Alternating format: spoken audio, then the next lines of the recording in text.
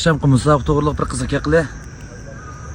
Rossiyalik Ilzotdan Jayniki pek o'tib ketdimi? Rossiyaga berib non bama deydi.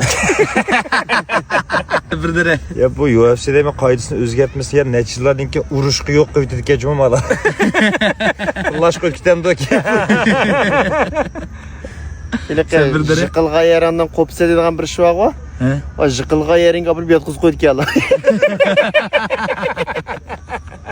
Ya Rossiyalik deyman, yetib qopab pul topadigan bo'lgan.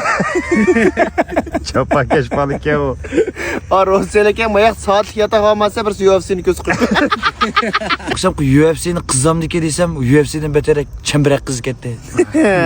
Shu manda Ya men oxir bataqa. qo'ymayman. Qalay bo'ldi. Ya nim qo'ysa, qo'pa mangimiz ey. Ey, qo'pa. Ey, qo'pa, men do'linib ketdim men. Nim qo'ysa? Rossiyalik tutsam.